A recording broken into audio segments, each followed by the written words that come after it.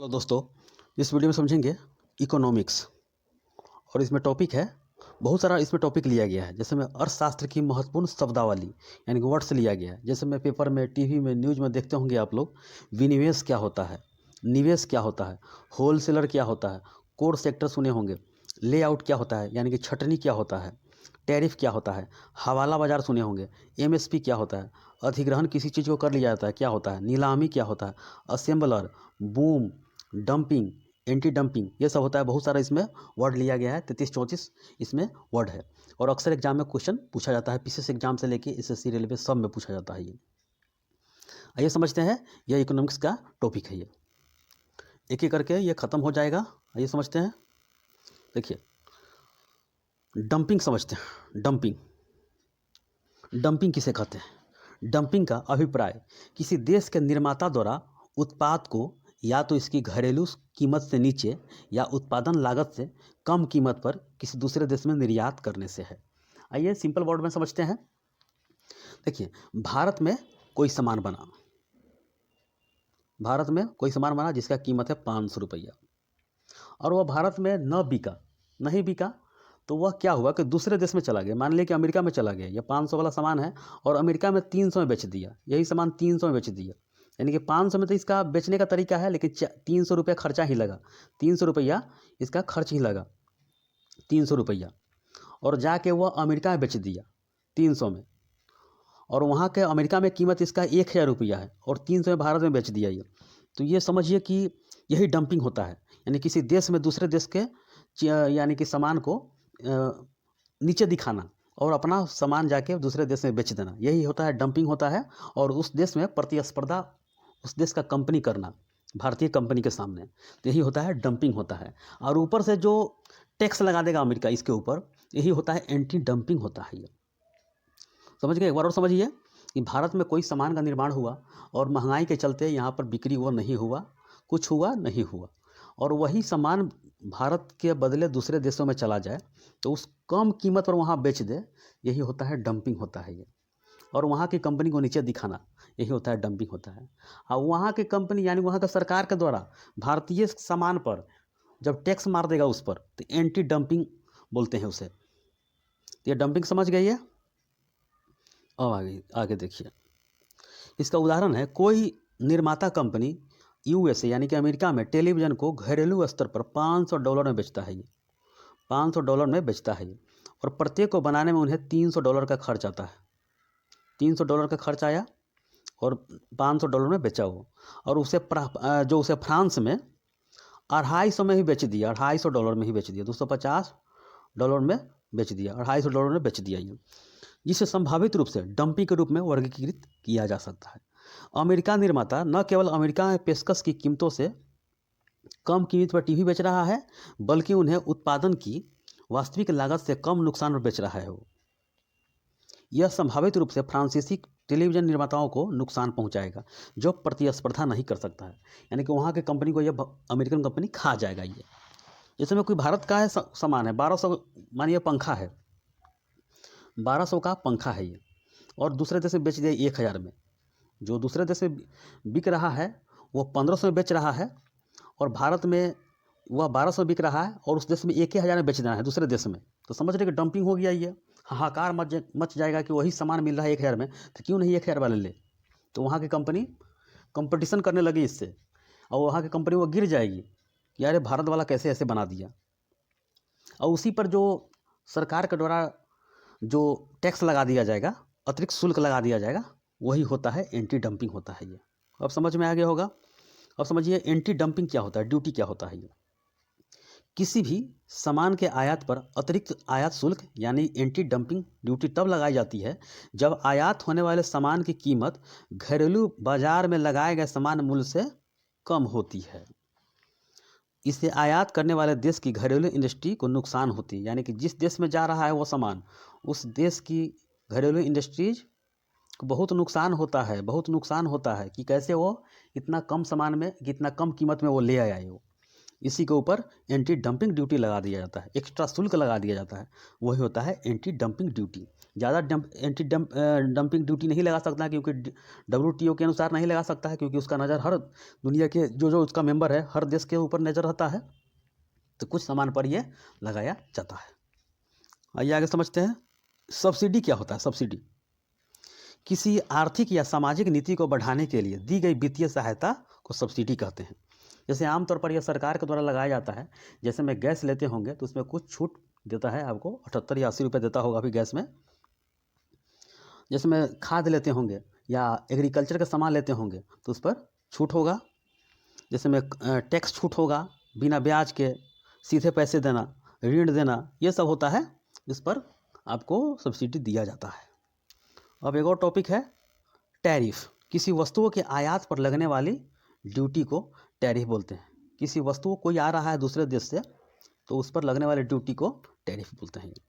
Tariff प्रमुख रूप से घरेलू उत्पादों की रक्षा के लिए होता है, यानी कि सरकार के द्वारा जो मान लें कि भारत में कोई कंपनी है, लाइन से इतना कंपनी है और चाइना से आ रहा है सामान और ज़्यादा सामान ठेल दिया भारत में तो उस पर एक्स्ट्रा अतिरिक्त शुल्क लगा देगा भारत सरकार, क्योंकि अपने देश के कंपनी को बचाना होता है और घरेलू उत्पादों को उपयोग में बढ़ावा देना होता है, इसके चलते वह टैरिफ लगा देगा। यही होता है टैरिफ होता है।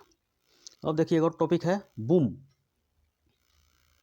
किसी अर्थव्यवस्था में जब आर्थिक क्रियाओं का तेजी से विस्तार होने लगता है तो उसे बूम कहते हैं। यानी कि कोई कंपनी है, नीचे गिरा हुआ है, अचानक से उठ गया वो ऊपर। जैसे कोई सोया हुआ व्यक्ति है, अचानक से ऊपर उठ गया, अचानक कोई सपना देखा, उठ गया कि भाई कुछ हुआ है। इसी तरह यह कंपनी होता है, अचानक से उठने लगता है, यही होता है बूम। ना कहता है इसको एक फेंट मारो बूम से उड़ जाएगा ऊपर की तरफ, तो ये होता है बूम होता है ये। अर्थ यह अवस्था मंदी के विपरीत, यानी कि मंदी के जस्ट विपरीत, यानी मंदी नीचे हो गया तो ये जस्ट ऊपर हो गया। ये मांग में वृद्धि होने पर किसी उद्योग विशेष में बूम की स्थिति उत्पन्न हो जाती है। यानी कि कोई किसी कंपनी का अचानक मांग बढ़ गया, अचानक उसके कंपनी का जो मांग बढ़ने लगा तो उसका बूम हो गया, ऊपर की तरफ उसका ग्राफ चलने लगा, वही होता है बूम होता है। अब आगे देखिए हवाला बाजार क्या होता है। हवाला बाजार जो कि मध्य पूर्व उत्तरी अफ्रीका की तरफ बहुत प्रचलन में था, यह होता है जो ज़्यादा अवैध होता है और अनौपचारिक प्रणाली होता है ये। यानी कि देखिए लीगल तो नहीं है, इलीगल तरीके से जिस तरह आप बैंक में ट्रांसफ़र करते हैं किसी अदर व्यक्ति के अकाउंट में तो वह लीगल होता है। सरकार के नज़र में आता है कि टैक्स जो जितना ट्रांसफ़र कर रहा है उसके अनुसार टैक्स लेंगे हम साल के आखिरी में। और यह होता है इलीगल होता है, इलीगल यानी कि अवैध होता है। यानी कि मुझे जैसे में उसका क्या होता है हवाला बाज़ार में कि दुनिया के हर देश में फैला हुआ होता है इसका व्यक्ति, और इसका अलग गुट होता है। जैसे अमेरिका से मान लीजिए हमको 20 लाख रुपया मंगवाना है भारत में, अमेरिका यहाँ हो गया, या उत्तरी अमेरिका हो गया, ये यूरोप हो गया, ये एशिया हो गया, ठीक है, ये अफ्रीका हो गया, इधर ओशिनिया हो गया, ठीक है। देखिए तो क्या है, इधर अंटार्कटिका नीचे हो गया, तो हम लोग तो यहाँ रहते हैं भारत में और अमेरिका से यहाँ मंगवाना है रुपया, तो कैसे जाएंगे आप। तो अमेरिका का कोई व्यक्ति यहाँ पर रहता होगा, उसका संपर्कीय आदमी दिल्ली में रहता होगा, पटना में रहता होगा, तो जहाँ आपको जिस जगह पैसा मंगवाना हो तो यहाँ पे हम 20 लाख रुपया पेड कर देंगे अमेरिका वाले को। और उसका कोई आदमी है यहाँ पर है दिल्ली में रहता है या पटना में रहता है, जहाँ मंगवाना होगा हमको रुपया, और वो हमको यहाँ पर आकर देगा और कुछ परसेंट ले लेगा। जैसे में 1 लाख में 2-3 हज़ार रुपये ले लेगा, 1 लाख में 2-3 हज़ार रुपये ले लेगा और वो हमको रुपया दे देगा। इस तरह दुनिया के देश में नेटवर्क फैला हुआ है, यही होता है हवाला बाज़ार होता है। यह एजेंट के थ्रू ये आदान प्रदान होता है और ये इलीगल होता है, पूरी तरह से इलीगल होता है। ये सरकार की नज़र होती ही नहीं है, पता नहीं चलता है कि कहाँ से रुपया इतना आया है। हाँ, सरकारी जो गोदाम हो, सरकारी ऑफिशियल हो या नेता के घर में छापा मारता है तो देखते होंगे कि बहुत सारा रुपया मिलता है, कहीं दीवार में मिल गया, कहीं फर्श के नीचे मिल गया। तो ज़्यादा फंडिंग नेताओं के द्वारा, बड़े बड़े ऑफिसर के द्वारा, करप्ट ऑफिसर के द्वारा किया जाता है। तो ये सब ज़्यादा हवाला बाज़ार इसी के रूप में नाम दिया गया। नेटवर्क बहुत लंबे चौड़े नेटवर्क इसका है, ये कहीं से कहीं रुपया आपको भेजा जा सकता है बिना बैंक के थ्रू सूचित किए हुए। ये हवाला का पूरा काम होता है इस नेटवर्क के। इसमें विश्वास है तो ठीक है, विश्वास और कार्यकुशलता पर आधारित है। ये विश्वास होनी चाहिए, यह पैसा लेकर भाग जाएगा, भाग भी सकता है, लेकिन ये भागता नहीं है, क्योंकि ये एक दिन का काम तो है नहीं कि आपको लेकर रुपया लेकर भागेगा वो। तो ये लगातार चलते रहता है। हवाला का काम होता है मुख्यतः मध्य पूर्व, उत्तरी अफ्रीका, दक्षिण एशिया में फैला हुआ है। बड़े बड़े आतंकवादी को फंडिंग किया जाता है, यही बात सब ये लिखा गया है। ये समझ गया। देखिए यही बात सब लिखा हुआ है। आप लोग पढ़ लेंगे, टेलीग्राम पर इसका PDF दिया जाएगा, फेसबुक के माध्यम से भी दिया जाता है ये। आइए समझते हैं आगे। छटनी क्या होता है? लेआउट।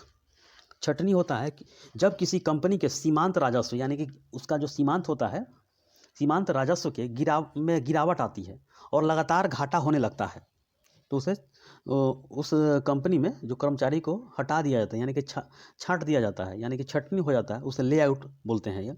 ऐसे कर्मचारी को काम से निकाल दिया जाता है जिनकी नियोक्ता को अब ज़रूरत नहीं होती है। समझ गया? यही होता है, लगातार घाटा होने लगता है कंपनी में, उसे ही छटनी बोलते हैं। अब समझते हैं परिसंपत्ति, एसेट्स।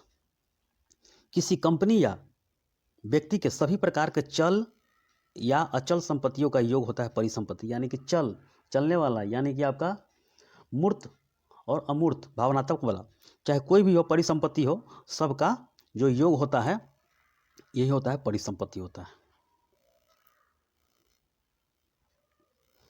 MNC क्या होता है? मल्टीनेशनल कंपनी क्या होता है? ये वैसे कंपनी जो बहुत से देशों में रहती है उसे MNC कहते हैं। जैसे भारत का कोई कंपनी है, दुनिया के अलग अलग देशों में वह कंपनी स्थापित है, तो उसे ही मल्टीनेशनल कंपनी कहते हैं। इसे ब्लू चिप कंपनी या ब्रांडेड कंपनी भी के नाम से भी जाना जाता है। ये ऐसे कंपनी जो सिर्फ अपने देश में ही नहीं बल्कि कई सारे देशों में अपना व्यापार करती है, उसे साधारण भाषा में हम अंतर्राष्ट्रीय कंपनी या MNC कंपनी कहते हैं। अब आगे देखते हैं पूंजी बाजार क्या होता है? Capital market. वैसा बाजार जिसे खोलने के लिए बहुत अधिक धन की ज़रूरत होती है, बहुत अधिक पैसे की ज़रूरत होती है। जैसे रेलवे खोलेगा, सीमेंट, वायुयान कंपनी, स्टील कंपनी, तेल शोधक कारखाना, जिसे बहुत ज़्यादा पूंजी की ज़रूरत होती है, यही होता है पूंजी बाजार होता है। वैसा बाजार जिसे खोलने के लिए बहुत ज़्यादा धन की ज़रूरत होती है, वही होता है पूंजी बाजार। अब आगे की टॉपिक है उपभोक्ता प्रभुत्व। उपभोक्ता प्रभुत्व क्या होता है? देखिए, इसमें क्या होता है, एक वैसा बाजार जहां कीमत का निर्धारण विक्रेता करता है, विक्रेता न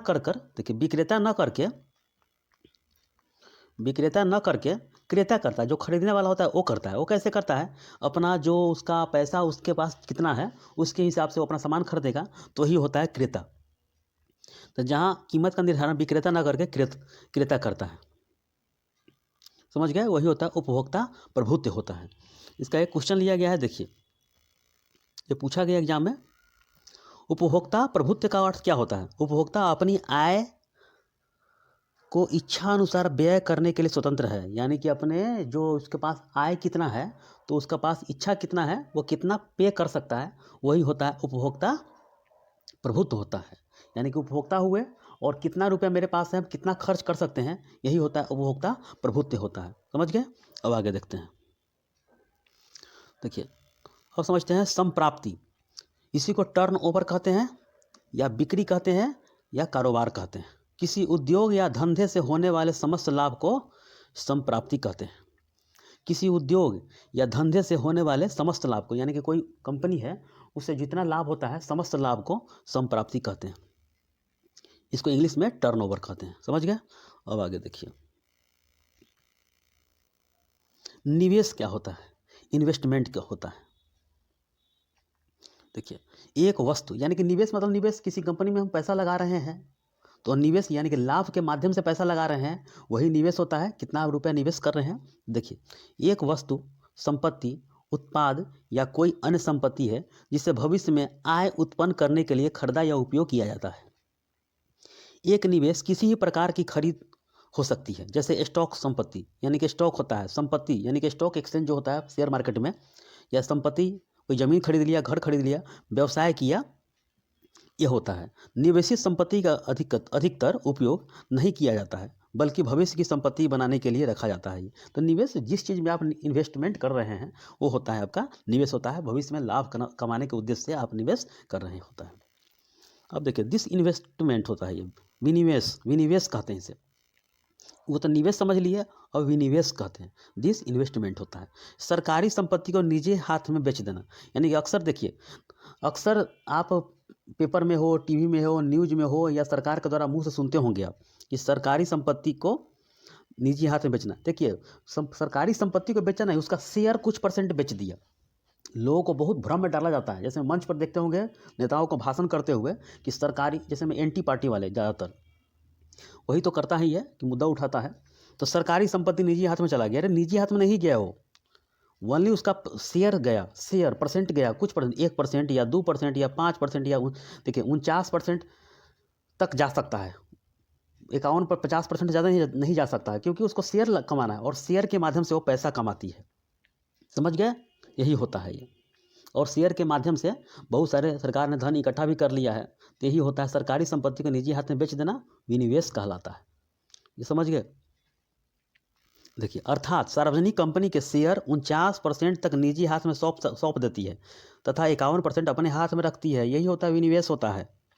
देखिए, इसका कारण क्या होता है कि सरकार को विभिन्न योजना जो चलाती है, 50-60 योजना चलाती है, खर्च करने के लिए पैसे की ज़रूरत होती है। सरकार उस कंपनी को नहीं, सरकार जैसे में कोई सरकारी कंपनी है और उस कंपनी को नहीं चला पाती है, तो उसे निजी हाथों में दे देती है कि आगे भी ग्रोथ करे अपने प्राइवेट आदमी, और उसको ग्रोथ करके आगे बढ़ाए, देश को भी बढ़ाए और अपने कंपनी को आगे बढ़ाए। सरकार विनिवेश से बहुत धन इकट्ठा किया हुआ है, क्योंकि चुनाव के समय में इतने खर्चा होते हैं तो कहाँ से आते हैं, तो यही सब होता है, फंडिंग होता है ये। देखिए, क्वेश्चन है एक, यूपीएससी पूछा गया है ये, विनिवेश के मुख्य उद्देश्य क्या है? राजकोषीय घाटे को कम करना है, यानी कि सरकार को जो राजकोषीय घाटा होता है उसको कम करना, ये भी सही है। प्रतियोगिता और बाजार अनुशासन का परिचय देना है, ये भी सही है, क्योंकि प्रतियोगिता मार्केट में कंपनी का रहेगा तो उसको भी बराबर में करना है उसको। सार्वजनिक वित्त और समग्र आर्थिक दक्षता में सुधार करना है, ये भी सही है।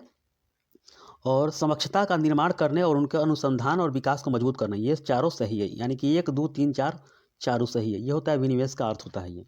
देखिए, यही होता है, चारों सही है ये। अब आगे देखिए अगला टॉपिक, अधिग्रहण क्या होता है? टेक ओवर, सरकार द्वारा किसी संपत्ति या संस्थान को अपने अधिकार में ले लेना। अधिग्रहण होता है सरकार द्वारा किसी संपत्ति या संस्थान को अपने अधिकार में ले लेना, यही अधिग्रहण होता है। जैसे मैं सरकार को मेरा चैनल के बारे में पता चलेगा और मुझे बोलेगा कि आपको मैं कुछ रुपया देकर आपका चैनल को अधिग्रहण कर लेता हूँ, तो सरकार को है तो जब मन वो ले सकती है वो। तो सरकार द्वारा किसी संपत्ति या संस्थान को अपने अधिकार में ले लेना अधिग्रहण कहलाता है। देखिए, नीलामी है ये। नीलामी समझते हैं, नीलाम के रूप में बिकने वाला सामान, जैसे घर या कंपनी हो, इसमें बोली लगाई जाती है ना, देखते होंगे 5 करोड़, इधर से भी 5 करोड़, 8 करोड़, इधर से भी 8 करोड़, 10 करोड़, 10 करोड़ एक, ऐसे बोलता है। जैसे में कोई लोन लिया रहता है या कीमत चुका नहीं पाता है, या शेयर मार्केट में लगाता है कोई व्यक्ति और अचानक से डूब गया उसका कंपनी, तो उस पर बोली लगाया जाता है कि घर खाली कीजिए, ये मकान है, ये बंगला है, इस तरह वो बोली लगाया जाता है। यही होता है, नीलाम होता है। नीलाम के रूप में एक एक सामान बिक जाता है ये। अब समझिए टेक ऑफ स्टेज, जब कोई कंपनी का प्रॉफिट एक समान दर से आगे बढ़ता जाता है, टेक ऑफ स्टेज बोलते हैं। जब किसी कंपनी का लाभ एक समान दर से आगे बढ़ रहा हो तो उसे टेक ऑफ स्टेज कहते हैं ये। जब किसी कंपनी का लाभ एक समान दर से आगे बढ़ रहा हो, यानी कि प्रॉफिट किसी कंपनी का हो एक समान दर से बढ़ रहा हो, तो उसे टेक ऑफ स्टेज बोलते हैं इसे। टेक ऑफ को उस अंतराल के रूप में परिभाषित किया जाता है जिस दौरान निवेश में उस दर से वृद्धि होती है कि प्रति व्यक्ति वास्तविक उत्पादन वृद्धि हो, यानी कि एक समान दर से उसको प्रॉफिट हो रहा है किसी कंपनी को, तो यही होता है टेक ऑफ स्टेज होता है। अब देखिए, दलाल यानी कि एजेंट किसे कहते हैं? ये लीगल होता है ये। यह वह व्यापारी होते हैं जो कहने को तो व्यापारी होते हैं, लेकिन यह आपको किसी शुद्ध थोक व्यापारी से माल खरीद कर सप्लाई करते हैं। जैसे में कोई कंपनी है और यहाँ पर एक एजेंट है और किसी दूसरे व्यक्ति को पहुँचाना है, तो ये एजेंट यहाँ से सामान थोक में खरीदेगी और यहाँ पर पहुँचाएगी, यही सामान को यहाँ पहुँचाएगी। यही होता है, एजेंट होता है। यह वह व्यापारी होते हैं जो कहने को तो व्यापारी होते हैं, लेकिन यह आपको किसी शुद्ध थोक व्यापारी से माल खरीद कर ही सप्लाई करते हैं, इसीलिए इसे एजेंट या दलाल कहते हैं ये। अब आगे देखिए, MSP मिनिमम सपोर्ट प्राइस, न्यूनतम समर्थन मूल्य, यह सरकार के द्वारा तय किया जाता है। जैसे में आपके इधर गेहूँ हुआ, चावल हुआ, मक्का हुआ, बाजरा हुआ, तो उसका जो मिनिमम प्राइस तय रहता है, जैसे में 23 रुपये प्रति कुंटल हो गया, 23 रुपये केजी हो गया धान हो गया, या 22 रुपये गेहूँ हो गया, तो उसके अनुसार यह प्राइस तय किया जाता है कि हमको कोई किसान उपजाया है तो हमको इस प्राइस पर मिले ये। तो यही होता है, किसान लोग जो इस समय जो कर रहे थे, इसी के लिए मार कर रहे थे कि रे ये हुंडी बाजार हो वो ख़त्म ना हो, MSP पर तय हो। तो ये तय होने के बाद किसान भी खुश हो जाते हैं, क्योंकि उनको फिक्स रेट मिलता है कि इतना सामान देकर वो चले आइए। MSP यानी कि मिनिमम सपोर्ट प्राइस होता है, या फिर न्यूनतम समर्थन मूल्य होता है। MSP सरकार की तरफ से किसानों के अनाजों को, फसलों के दाम की गारंटी देती है और मूल्य तय रहती है। यही होता है MSP होता है। अब देखिए, होल सेलर व्यापारी क्या होता है। ये एक ऐसा व्यापारी होता है जिसका काम होता है जो मैन्युफैक्चर से खरीदे हुए सामान के छोटे व्यापारी को बेचना होता है। यानी कि जहाँ पे बनता है ना, वो वहाँ से ले आया और वह छोटे छोटे व्यापारी को सप्लाई करता है। यही होता है होल सेलर व्यापारी होता है। ऐसे व्यापारी जो मैन्युफैक्चरर के सामान खरीद कर छोटे व्यापारी को बेचते हैं, उन्हें थोक व्यापारी कहते हैं। थोक व्यापारी को होल सेलर भी कहा जाता है। अब देखिए, शुद्ध थोक व्यापारी, यह वह व्यापारी होते हैं जो कि कभी माल नहीं बनाते, सिर्फ दूसरे मैन्युफैक्चरर से माल खरीदते हैं और छोटे व्यापारी को बेचते हैं। यही होता है शुद्ध थोक व्यापारी होता है। निर्माता थोक व्यापारी, यह वह व्यापारी होते हैं जो खुद ही माल बनाते हैं और छोटे छोटे व्यापारी को कम दाम में माल बेचते हैं। निर्माता यानी मैन्युफैक्चरर यही हो गए, ये बेचते हैं ये। अब आगे देखिए, थोक व्यापारी क्या होता है। यह वह व्यापारी होते हैं जो न तो छोटे व्यापारी को माल बेचते हैं और न ही किसी माल को असेंबलर करते हैं। असेंबलर आगे वर्ड आएगा, आगे ही बताएंगे। यह पैसों से अलग अलग मैन्युफैक्चरर से सामान खरीद के रख लेते हैं और फिर भाव बढ़ जाने पर थोक व्यापारी को ही बेचते हैं। ये थोक व्यापारी होते हैं। यानी कि थोक यानी कि एक जगह रख लिया अपना, ये खरीद कर रख लिया। ये खुदरा विक्रेता क्या होता है। यह वह व्यापारी होते हैं जो कुछ माल तो खुद बनाते हैं, लेकिन कुछ माल मैन्युफैक्चरर से खरीद कर बेचते हैं। यही होता है। कोई दुकानदार होता है तो होलसेलर से खरीद कर अपना खुद दुकान खोल लेते हैं, और ये छोटे छोटे गलियों में दुकान खोल कर बैठते हैं और वहाँ से बिकता है सामान। वस्तु विनिमय प्रणाली होता है। क्या होता है वस्तु विनिमय प्रणाली होता है। जब किसी एक वस्तु के बदले दूसरी वस्तु को लेना या देना होता है, वही वस्तु विनिमय होता है। ये जैसे एक गाय लिया, यानी कि वस्तु से वस्तु, सामान से सामान, यानी कि एक गाय के बदले में 10 बकरी दे दिया। कोई टीचर सेवा दे रहा है, पढ़ा रहा है, तो उसके बदले में वह विद्यार्थी उसको, टीचर को अनाज दे देगा। तो यही होता है वस्तु विनिमय, यानी कि वस्तु से आदान प्रदान करना। अब देखिए, असेंबलर, यह वह व्यापारी होते हैं जिनका काम होता है अलग अलग मैन्युफैक्चरर से सामान खरीदना और उन्हें एक करके एक प्रोडक्ट बनाना, और फिर उस प्रोडक्ट को थोक भाव में छोटे व्यापारी को बेचना होता है। असेंबलर कहलाता है ये। समझ गए। यानी कि ये व्यापारी होता है मैन्युफैक्चरर से, जहाँ पर बनता है वहाँ सामान खरीद लिया और एक एक करके एक प्रोडक्ट बना लिया, इस जगह हब बना लिया, और फिर उस प्रोडक्ट को थोक भाव में व्यापारियों को बेचना। यही होता है असेंबलर होता है। कुछ और है, आइए देखते हैं। विक्रय लागत, ये वो लागतें हैं जो उत्पादक द्वारा किसी वस्तु की बिक्री को बढ़ाने के लिए की जाती है। विक्रय लागत होता है। यानी कि विज्ञापन पर किया गया व्यय विक्रय लागतों का एक महत्वपूर्ण घटक है। अक्सर एग्जाम में पूछा जाता है कि विज्ञापन पर, यानी कि एडवर्टाइजमेंट पर किया गया व्यय विक्रय लागतों का एक महत्वपूर्ण घटक है। समझ गया। यानी कोई कंपनी है या कोई होलसेल दुकान है या मॉल खुल गया, उसको प्रचार करने के लिए जितने भी खर्चा हो गया, वही विक्रय की लागत होता है। अब देखिए, लाभ अलाभ बिंदु क्या होता है। ये अक्सर एग्जाम में पूछा जाता है। ये किसी फर्म की सीमांत लागत सीमांत संप्राप्ति के बराबर हो जाए तो उसे लाभ अलाभ कहते हैं। यानी कि जितना बनाया और उतना है फायदा हो गया, दोनों बराबर हो गया, यही होता है लाभ अलाभ बिंदु होता है। अब देखिए, क्वेश्चन एक है, लाभ अलाभ बिंदु खाली स्थान क्या होता है। यानी कि कुल लागत बराबर कुल विक्रय राजस्व होता है, यानी कि दोनों बराबर हो गया। ये नवासान वस्तु क्या होता है। नवासान यानी कि जल्दी खराब होने वाले वस्तु को नवासान वस्तु कहते हैं।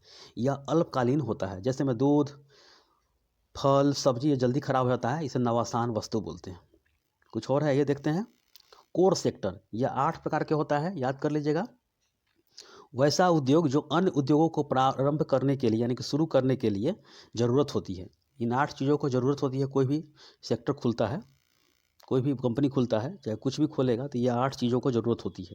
जैसे कोयला, बिजली, steel and iron, cement, fertiliser, petroleum उत्पाद, गैस, पेट्रोलियम, ये सब लगता है ये। और यही 8 क्षेत्र है जो कोर सेक्टर कहे जाते हैं। समझे, ये अर्थशास्त्र, अर्थ यानी कि अर्थव्यवस्था की बुनियाद इसे माना जाता है, यानी कि नींव माना जाता है। यही चीज़ रहेगा तभी सब कुछ खुलेगा। एक और है मौद्रिक आय। किसी श्रम के बदले मिले धन को मौद्रिक आय कहते हैं। कोई काम किया व्यक्ति, उसको जो जितना देर परिश्रम किया है उसके बदले में जो धन मिला है वही होता है मौद्रिक आय होता है। प्रयोज्य आय, डिस्पोजेबल इनकम। मौद्रिक आय में से टैक्स घटाने पर, यानी कि जितना मिला है, हमको 100 रुपये मिला है, उसमें 10 रुपये टैक्स है तो 90 रुपये हो गया, यही होता है प्रयोज्य आय होता है ये। वास्तविक आय, प्रयोज्य आय में से देनदारी और ऋण भार को घटा देने पर बचा धन वास्तविक आय कहलाता है। जैसे मैं 100 रुपया हो गया तो मेरा मौद्रिक आय हो गया, 10 रुपये घटा दिए 90 रुपये बच गया तो मेरा हो गया प्रयोज्य आय हो गया।